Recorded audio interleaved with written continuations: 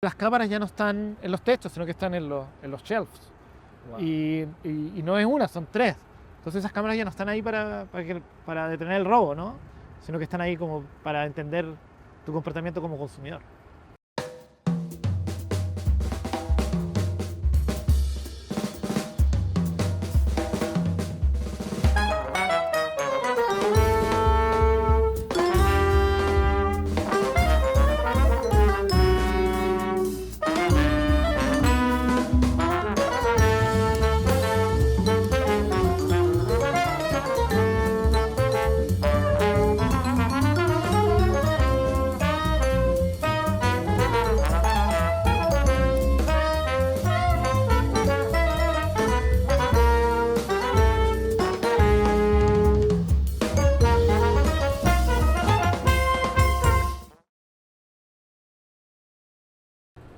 Hola, ¿cómo están? Bienvenidos a otro encuentro de Nueva York y punto.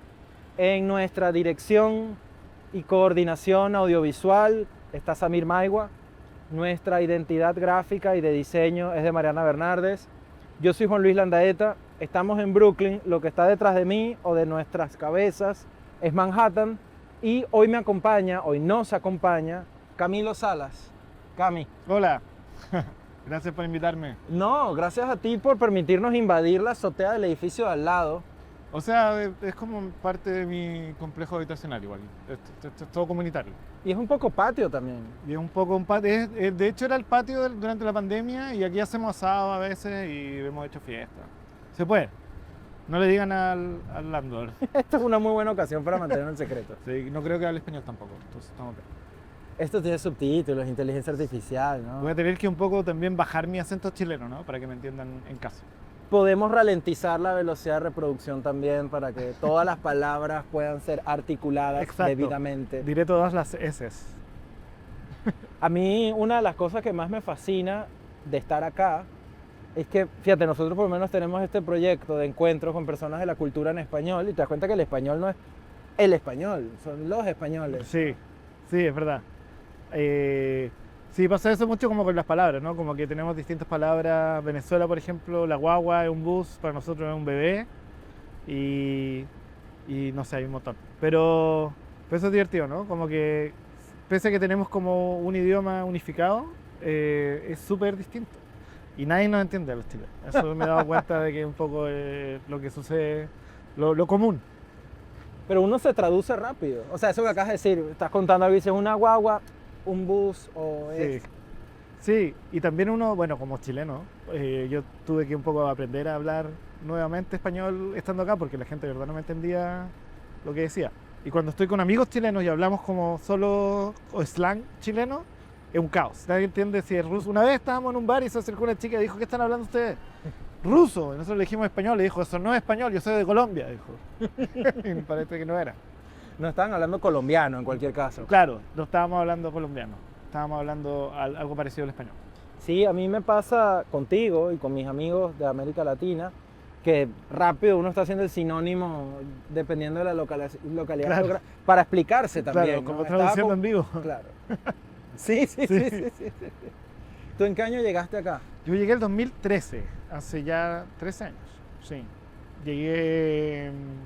Yo escribía para un diario en Chile, o sea, soy periodista, como eso fue lo que estudié en la universidad, y escribía para un diario que era un infame diario llamado El Mercurio, por apoyar la dictadura y por ser como muy de derecha. Pero en Chile es el decano, ¿no? Es como el diario que en ese tiempo ya como que estaba un poco de capa caída, pero en ese tiempo era el que marcaba pauta y que pagaba a tiempo. Todos los diarios, yo no sé si alguna vez trabajaste en periodismo, pero siempre los pagos son tarde y completos. Pero Sí, los hay, exacto. si es que los hay, claro. Y el Mercurio era el único diario que pagaba un poco a la hora. Y además había un gran suplemento literario que se llamaba Zona de Contacto, donde hubo, no sé, Alberto Fuguet salió de ahí, o de Sergio Gómez, varios escritores chilenos como de esa época, de los 90, reconocidos. Y yo entré ahí, como yo que venía del sur de Chile, llego a Santiago, tenía como una página web y entro a este lugar que se llama Zona de Contacto. Y de ahí como que un poco empezó mi carrera más periodística, ¿no? Como haciendo, como un poco Era un medio grande, pero era un espacio alternativo. Hablábamos de música, de cine, de en ese tiempo de lo que pasaba en internet, que eran como las cosas que nos interesaban a los jóvenes, ¿no? Y llego acá porque a través de ese diario, yo ya había venido a Estados Unidos una vez anterior a un festival de música, y pasan, no sé, como 10 años desde que vengo a ese festival de música, y le pido al diario, bueno, mi novia en ese tiempo ganó una beca, entonces ella venía a estudiar a New Jersey, a Rutgers, que es una universidad que es la universidad pública del estado. Y le dije al diario, voy a Estados Unidos de nuevo. La vez anterior me habían dado una visa de periodista, como que a través del diario había conseguido una visa de periodista extranjero, de corresponsal extranjero en Estados Unidos. Estás estafando gente de Claro. manera internacional. Claro, yo contando historias de músicos y qué sé yo, que estoy como entrevistando gente, un poco vimos el show de no sé quién. Pero luego cuando ya quería venir a vivir, un poco me lo tomé más en serio y les dije, hablé con varios editores del diario, les dije voy a estar en Estados Unidos de ahora en adelante, voy con una visa de corresponsal extranjero de ustedes, y estuve así desde que llegué, trabajando para el diario un poco de corresponsal extranjero, pero de cosas de cultura, era como que entrevistaba a los actores de las películas o los directores. Y también me tocó viajar un par de veces como a grabaciones de shows de Netflix y cosas así, y ahí escribía una nota para el diario y salía publicada. Pero claro, me topé con la realidad de que este país es mucho más caro que Chile. Entonces, con el sueldo de un periodista freelance no podía vivir. Pero así fue como llegué. Esa fue la historia. Y ya llevo 13 años, nunca más me fui. Mencionaste varias cosas que ya completamente desfasadas. Sí. Primero, ya como que no se piensa internet. O sea, para nosotros fue un fenómeno. Nosotros somos más o menos contemporáneos, pero en efecto, primero la cultura de la página web, que ya no existe. Claro, de entrar a un sitio, ¿no? Claro, se navegaba www, algo interesante, algo que te habían dicho, Sí. medio clandestino, no había redes sociales. Sí, era más de boca en boca. Porque claro, a las páginas que hacíamos nosotros muy poca gente llegaba por Google, no era más como de una escena de Santiago, ¿no? ¿Qué hacían que la mencionaste? Sí, se llamaba Disorder.cl, era como una revista digital. Eso yo la creé cuando estaba como en el último año de secundaria, como en cuarto medio se llama en Chile.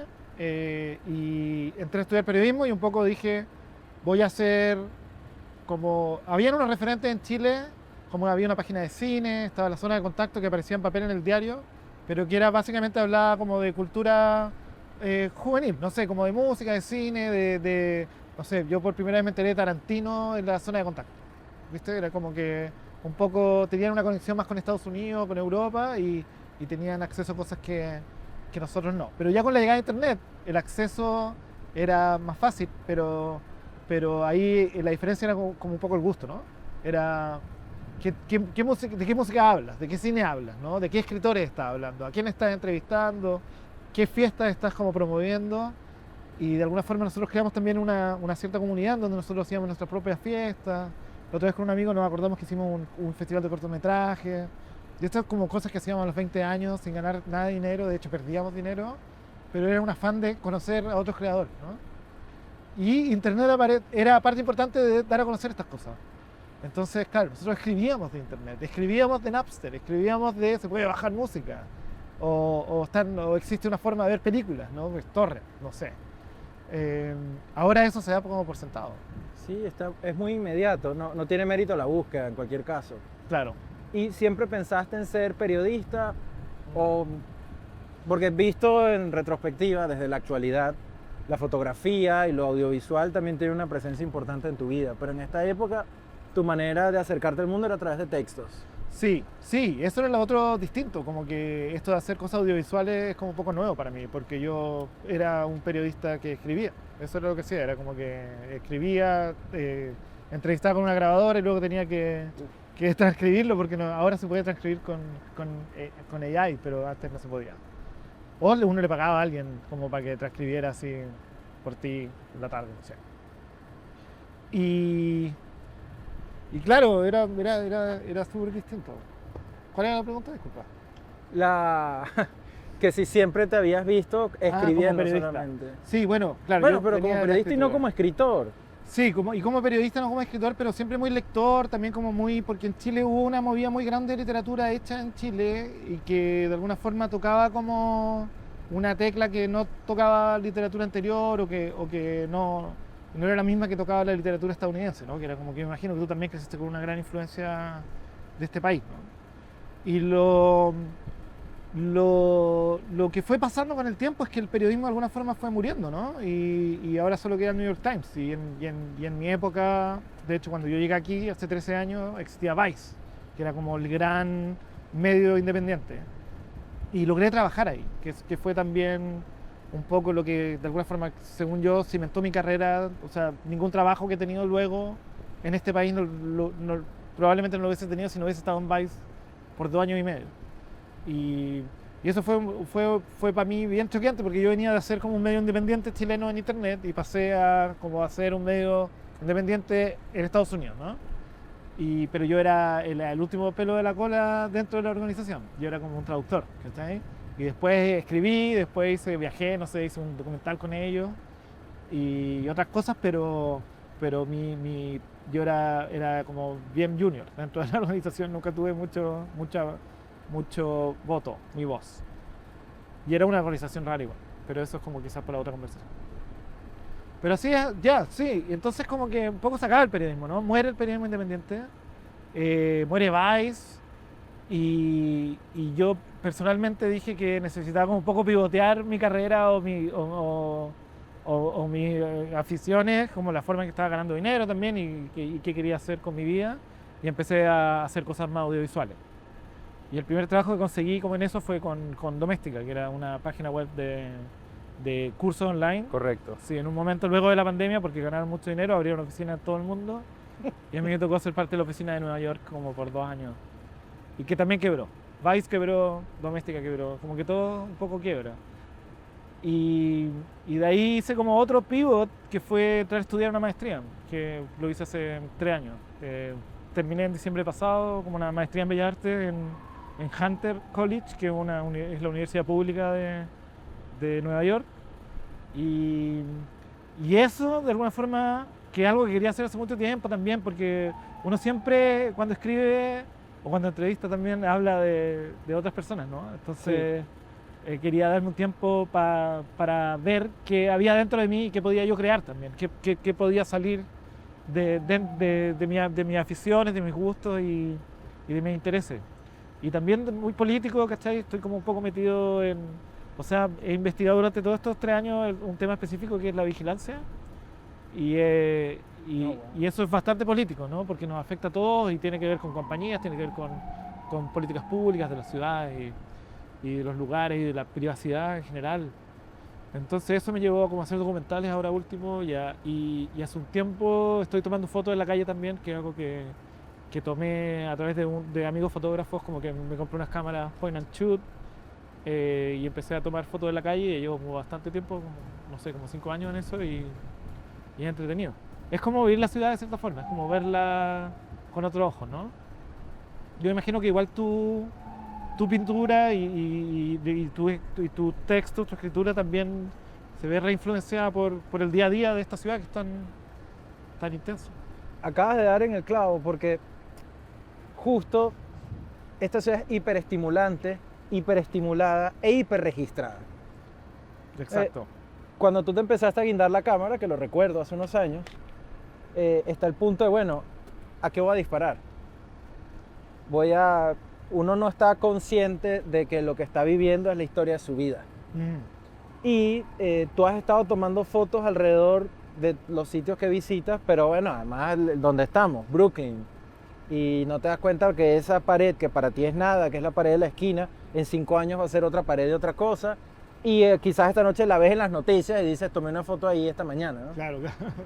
¿Cómo empezaste a sentir además que que vivías la ciudad narrándola, registrándola, buscando en ella qué contar? Sí, yo creo que igual tiene que ver un poco con que tuve un trabajo en ese tiempo de repartidor como en bicicleta. Yo trabajaba con mi bicicleta, iba de un lugar a otro, entonces estaba como, no sé, 5 o 6 horas al día andando en bicicleta en distintos barrios de Nueva York y que me sirvió mucho también para conocer la ciudad, para conocer, no sé, Long Island City.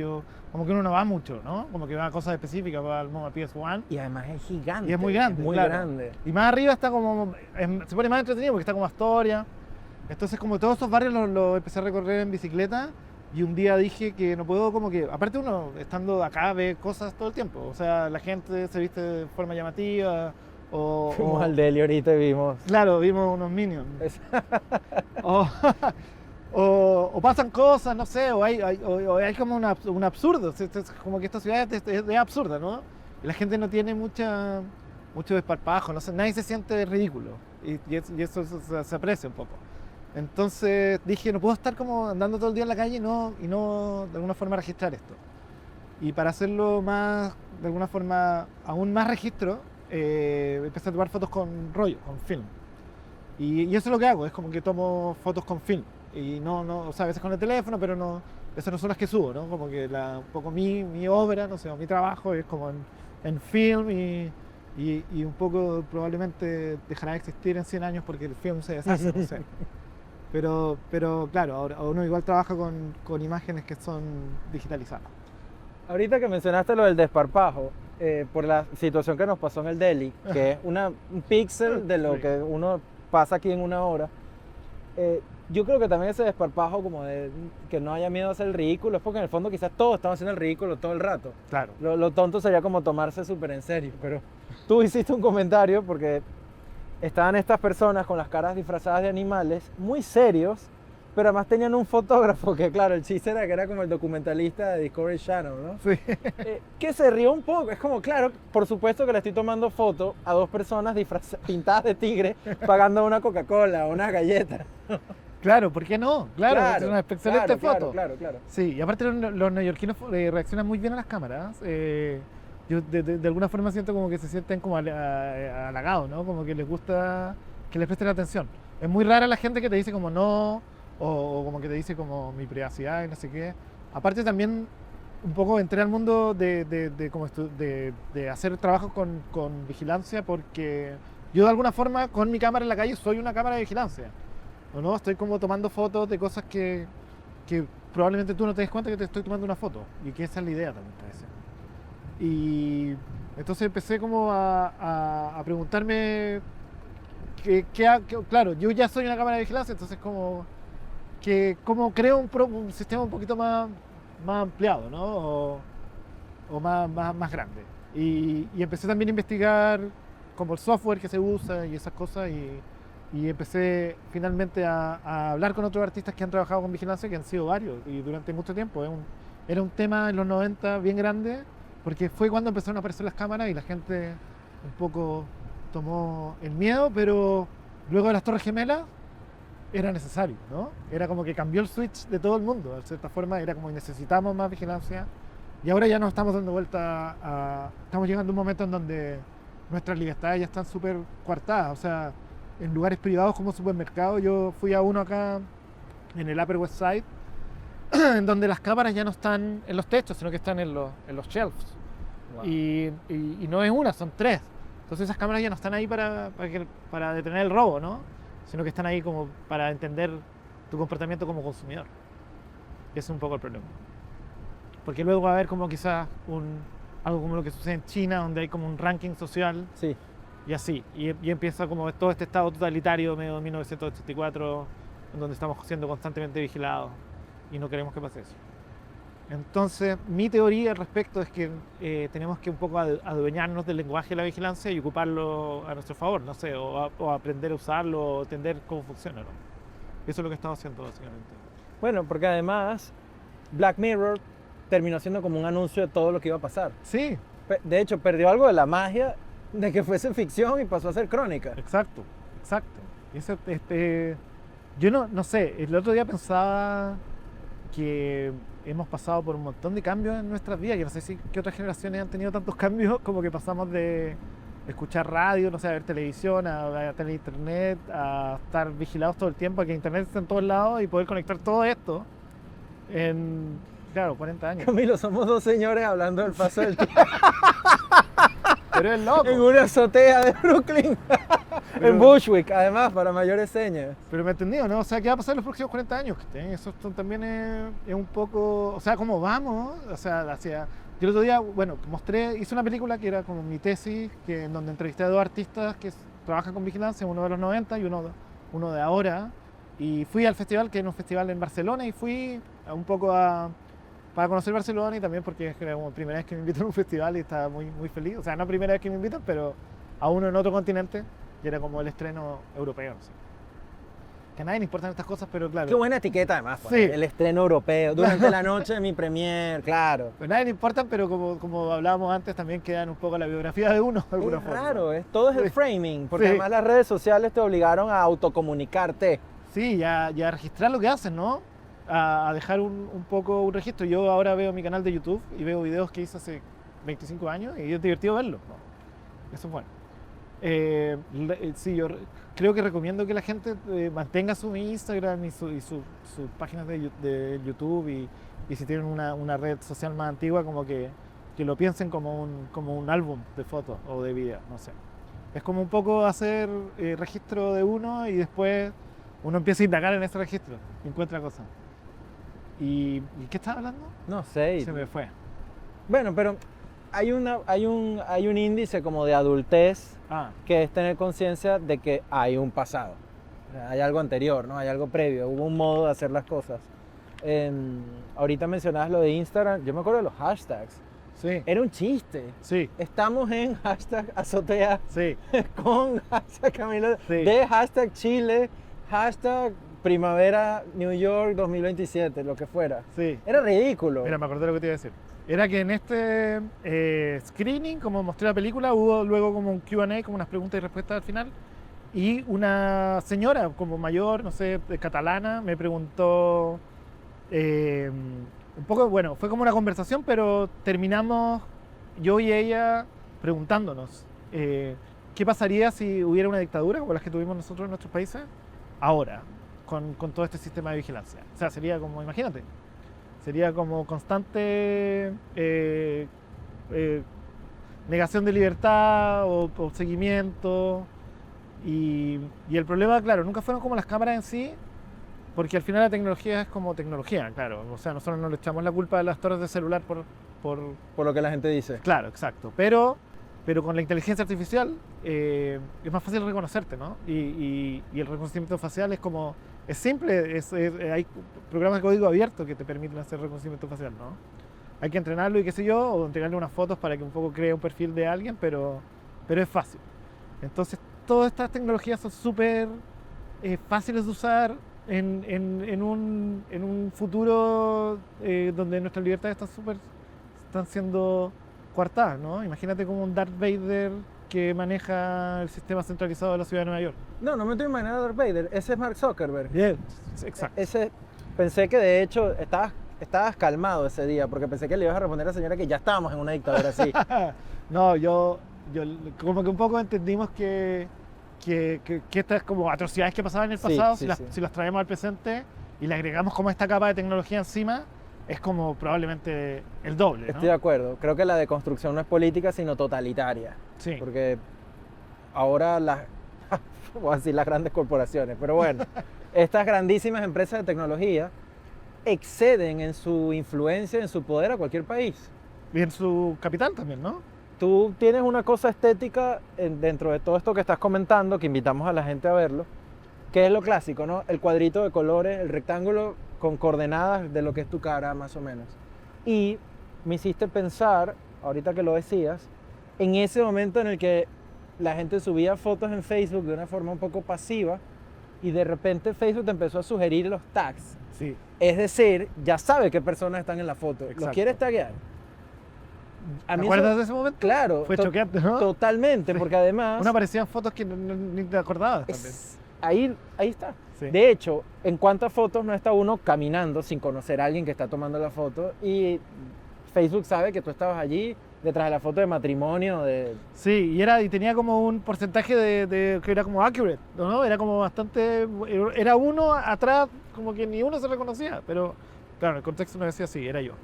Sí, imagínate eso. Bueno, onda, como que no hay que imaginarlo también. Acá estamos justo al lado de un hospital y hace un par de semanas vino ICE a este hospital porque ICE es la policía de inmigración de Trump que es conocida por como ser súper violenta y además tener las caras tapadas.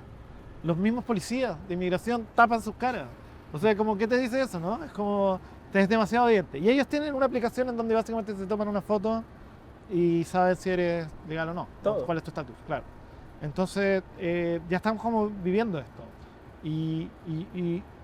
O sea, la idea no es que todos tengamos que usar máscaras, claro. O sea, la idea es que nadie use máscara.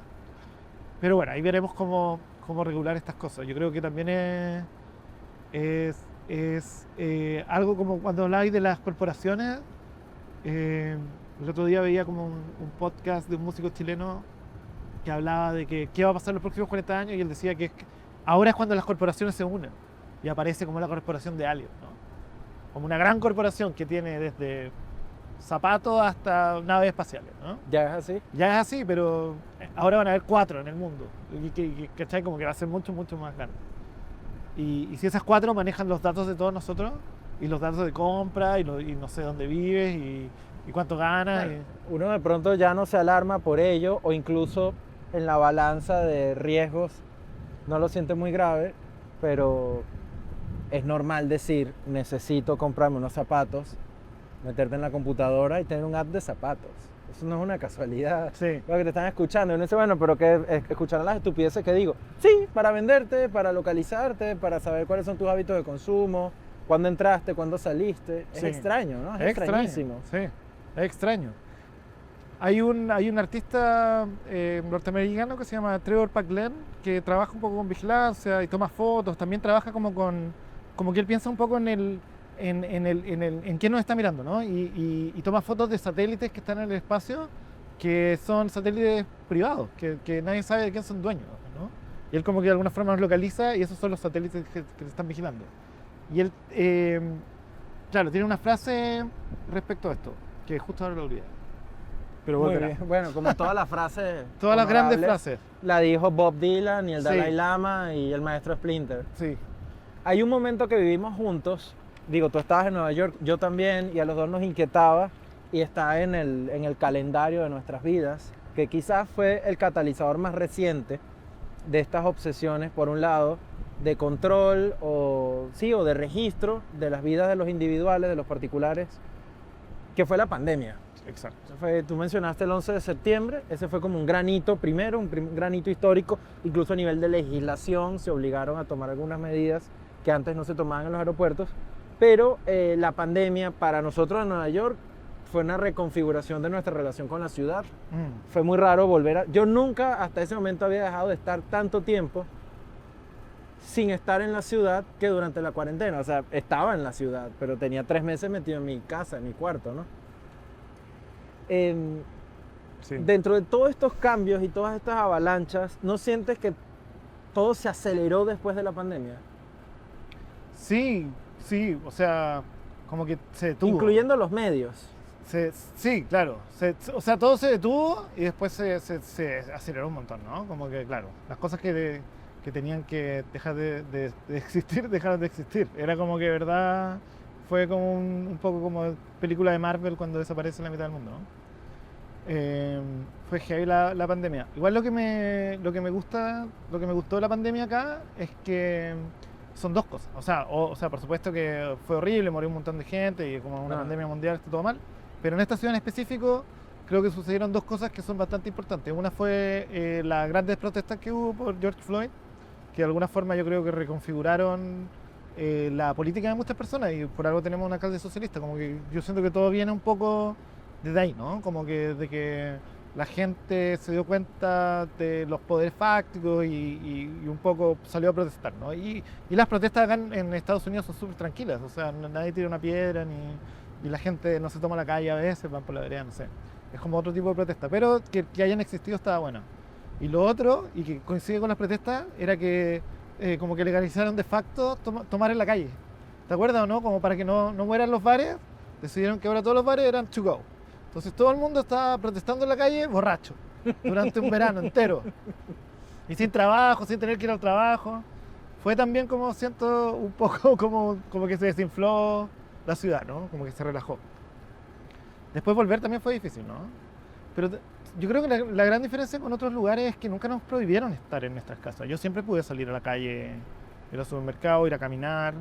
Nunca nunca nos obligaron yo nunca tuve que mostrar un carnet, o sea, cuando teníamos el carnet para entrar a lugares, pero el estar en un lugar público siempre fue abierto, las playas estaban abiertas, y eso no pasó en todos lados, po. Hay una historia de Latinoamérica horrible, en donde creo que en Perú como que salían las mujeres un día, los hombres otro día, que era como unos caos, así era, ¿no? Fue un ejercicio de descontrol. Sí, era como que también cada gobierno hizo lo que quiso, ¿no? Y ojalá que la gente no lo olvide, po, porque también, si era el mismo virus, ¿cachai? Yo cada vez que pienso, ojalá que esto no pase, sé que va a pasar, así que probablemente lo van a olvidar y uno va a ser el tipo pesado diciendo, yo viví. Claro, yo vi me la pasó. anterior, a los 80 años, yo Claro. me acuerdo Bueno, muy de que cerca. estaban todos borrachos protestando. Borracheras eran las de mi época. Nosotros sí nos emborrachábamos Era para la protestar. pandemia del 2021. Bueno, igual la protesta del futuro será con un clic, me imagino, pasará una cosa Sí. así, habrá un app para protestar. Y en Chile coincidió la pandemia con el estallido social, que era como una gran protesta que hubo en Chile un poco para cambiar la constitución, que venía de Pinochet, el dictador, entonces hubo un proceso constituyente que al final fracasó, y un poco también fracasó este movimiento popular también, como que coincidió con que había que estar encerrado en la casa. Por supuesto que cualquier cosa muere así. Entonces también, recién hablábamos como de conspiraciones contra el COVID. Yo en la que sí creo es que, claro, algunos gobiernos de alguna forma ocuparon esto para aplacar al pueblo, ¿no? Como para mantenerlo encerrado y que no hagan más destrozos y claro, es como que se están todos encerrados, ¿quién puede protestar contra mí? Yo no sé si llegué a compartirte esta idea, pero a mí me generó una paranoia muy ridícula porque yo estaba prácticamente solo, estaba con una roommate Ok, en un apartamento grande de 2 pisos, ¿no? Era como una casita, muy cerca de acá. Ella estaba arriba y yo estaba abajo. No salíamos. Y yo me acuerdo que había que lavarse las manos cada 15 minutos. Dice, pero si no la ropa, si no he visto a nadie, si no es... Entonces yo decía como que yo puedo ver mis manos, porque, o sea, ¿qué puede cambiar en 15 minutos que me haga que las tenga que volver a limpiar, ¿no? A Sí, lavar? ahí era cuando pensábamos que se transmitía por las cosas, ¿no? Como que se quedaba pegado a las cosas. También lo vendían como si fuese un poeta comunista, como que se iba a meter por la ventana. Sí, era como que te llegaba tu alma y cambiaba tus pensamientos y después, claro, íbamos a estar todos como vestidos de rojo. Mira, pero respetando naturalmente toda la información científica y que estamos haciendo chistes e ironizando, hay aquí un gran punto que de hecho yo quería que fuese el punto de partida de esta conversación, que es después de la pandemia, después de la crisis de medios de comunicación, que además ha vivido en primera persona, ¿cuál es la relación, cuál es nuestra relación con la verdad y con la mentira? Bueno, es una buena pregunta porque al final vivimos en un país en donde el presidente miente constantemente. O sea, no sé cuándo fue la última vez que dijo una verdad. Como quizás la única verdad que dijo fue hoy día me desperté, ¿cachai? Y ahí se acaba. Y se duerme con frecuencia, así que podría no haberse encima despertado del todo. Está 100% despierto. Claro, duerme muy frecuentemente, sí, un abuelo de 80 años además. Entonces, claro, como que se habla de la posverdad y de un poco también el sesgo o quién cuenta el cuento, ¿no? Que es como la historia también, siempre la historia, el ganador cuenta la historia, ¿no? Creo que ya eso ahora estamos como viendo a micro ganadores contando micro historias, ¿no? Como que aunque la persona pierda, si él dice que gana, queda como en el récord o queda como comunicacionalmente, no queda como un perdedor. Entonces, no sé, es raro porque... Y un poco, claro, yo un poco me intento alejar del periodismo porque también los medios desaparecen y entro a estudiar una maestría en arte, que era como que pasé de algo que no ganaba nada de dinero a algo donde no hay nada de dinero. Entonces, como que el dinero no es lo que me guía, pero estas preguntas sí, ¿no? Como un poco poder dedicarte el tiempo a pensar en qué momento, en contexto social estás viviendo. Claro, ¿qué quieres hacer al respecto también? ¿Uno quiere ser como un espectador pasivo de Trump o de alguna forma quieres como poner tu grano de arena contra las injusticias que uno ve todo el tiempo, ¿no? Y esa yo creo que es un poco por ahí va la solución al problema, es un poco ser más activo, ¿no? Con tus ideas y un poco ser con tus cosas, hacer cosas. Y hacer cosas no es trolear, ni decir que estoy en contra por Twitter, ni esconderse detrás del teclado, es como dar la cara y hacer algo que también se pueda mostrar y discutir, ¿no? Tu pintura es un poco más como abstracta, no hay mucha figuración, como uno no puede directamente decir este cuadro es político o aquí estoy hablando, el artista está hablando de esto en específico, pero me imagino que, claro, quizás por tu mood o por lo que estás viviendo también cambia tu obra, ¿no? ¿Cómo tú demuestras la verdad con tu arte, por ejemplo? Eso lo vamos para otra entrevista en la que yo sea, en la que yo sea el entrevistado, pero hace poco le hice esa pregunta a un amigo y me dijo que para él su línea de acción era, por ejemplo, defender el lenguaje. Okay. Entonces me dijo, estoy en contra de decir que una persona es increíble si no es increíble. Okay. Estoy en contra de decir que una conversación fue muy interesante cuando no fue interesante, ¿no? Pequeños puntos, ¿no? Decir, mira, esta persona repite lo que otras dicen.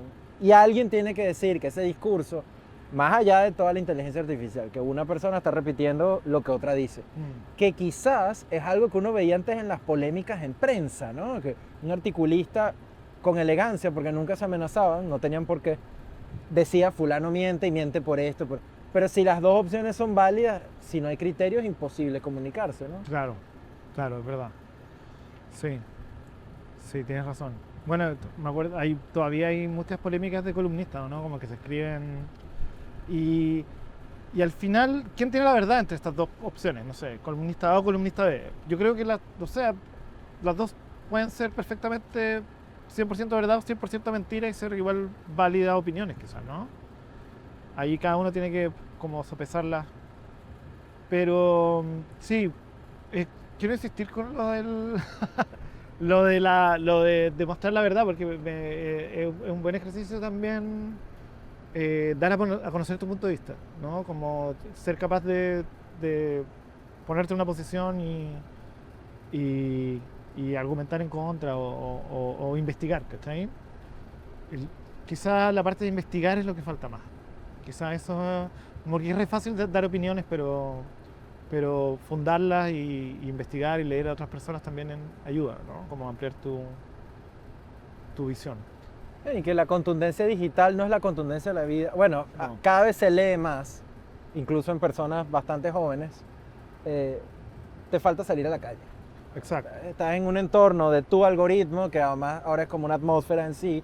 El algoritmo ofrece su propio clima de ideas, de ideología, de modas, etc. Y la calle, a 3 metros físicos de ti, ofrece una realidad completamente distinta. Otra. Sí, y más amplia y diversa, ¿no? Hasta más amable a veces. Ya está más amable, claro. Uno se sorprende a veces con la gente, claro. Como que la gente es más buena onda de lo que pensaba. En Nueva York siempre está como el mito de que son pesados, ¿no? Y yo jamás he sido pesado conmigo. O sea, yo creo que son muy simpáticos. Aparte es una ciudad de inmigrantes también. Es muy raro conocer aquí a gente que nació en Nueva York, ¿no? No me gusta traer el foco a la primera persona, pero tú y yo vivimos una anécdota de Ajá. madrugada o ya de día.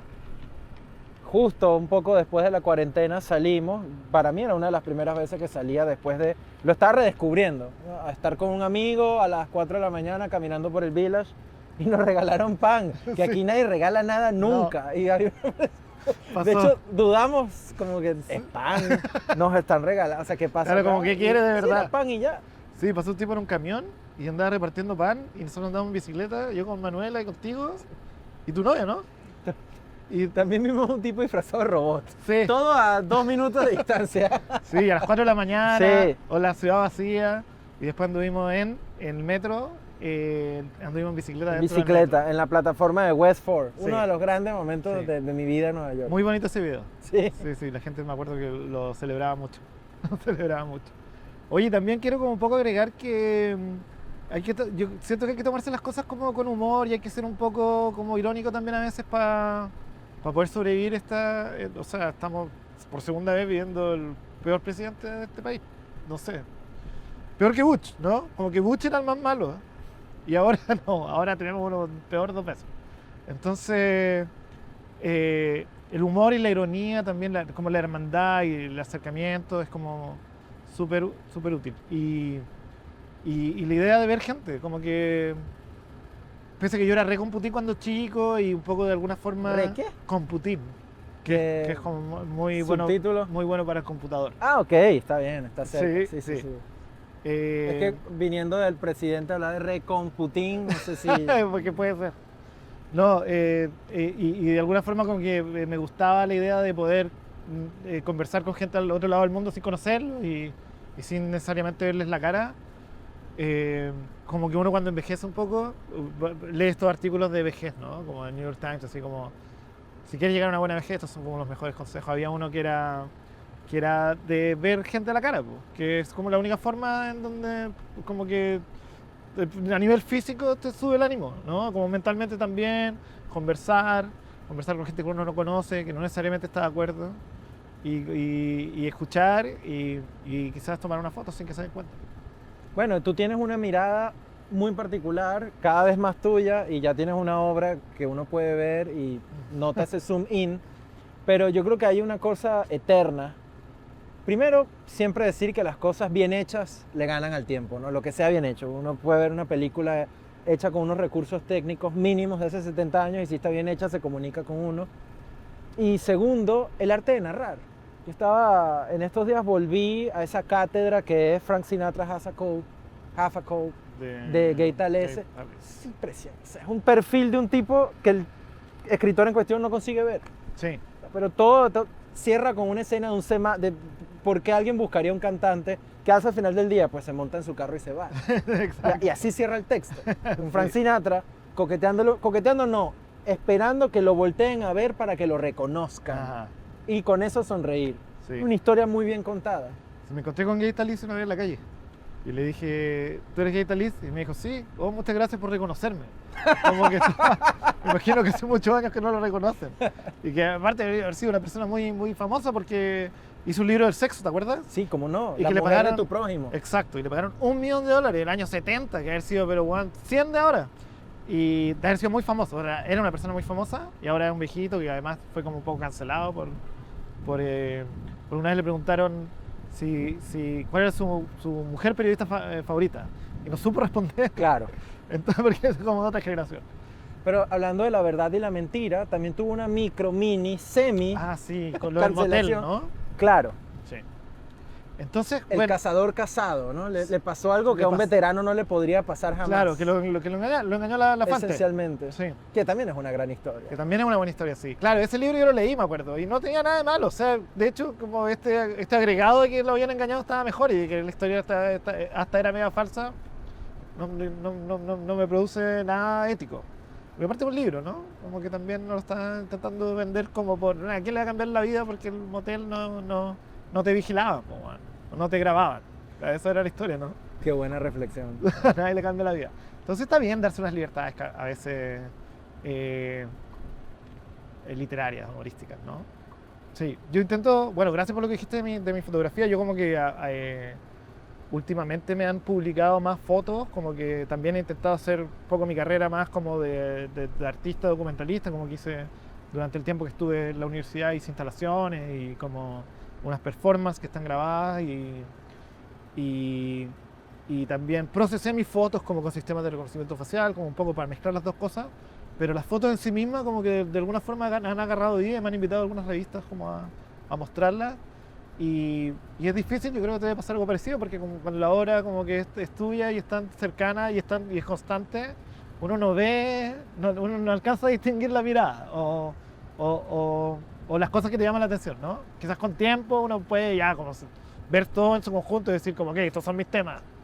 Pero al momento que lo vas haciendo es complicadísimo. A nadie Le pasa. Me acuerdo una vez en plan cholulo y recontra bobo, me puse ni siquiera de pesado, de verdad me impresionaba preguntarle a un pescador cómo leían el mar y cuándo sabían lo del sol. Y el tipo, él no piensa, él ya lo sabe, eso está ahí. La marea, y yo le preguntaba este montón de cosas, es como, claro, para mí es súper interesante lo que él hace, para él probablemente a lo mejor es interesante lo que yo hago. Claro. O no lo creo. Para él es rutina, es el día a día, ¿no? Tengo un amigo, y miran y se va a llover. Alejandro Cárdenas, un saludo, piloto de avión comercial.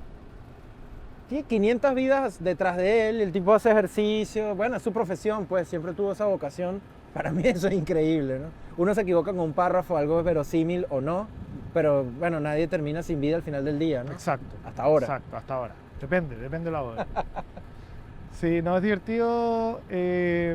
Y también, bueno, yo intento ser muy como irónico y jugar con el humor y como que tomo fotos de cosas que me llaman la atención a mí o que probablemente quizás hasta no debería tomarle fotos, pero ese también es el juego, ¿no? Como estar en el lugar,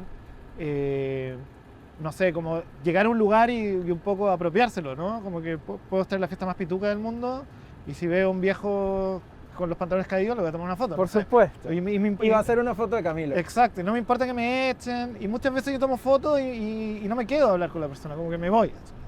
Que también porque no busco que miren la cámara, como que intento que sea lo más normal posible. Y yo creo que ahí está un poco la belleza de esta ciudad también, que las cosas que uno da por sentado, que ve todos los días, quizás porque somos inmigrantes todavía nos llama la atención, pero ahí hay una cantidad de cosas raras que pasan acá todo el tiempo. Entonces, ¿cachai? Como que desde el chofer del tren, del metro, es un personaje en sí.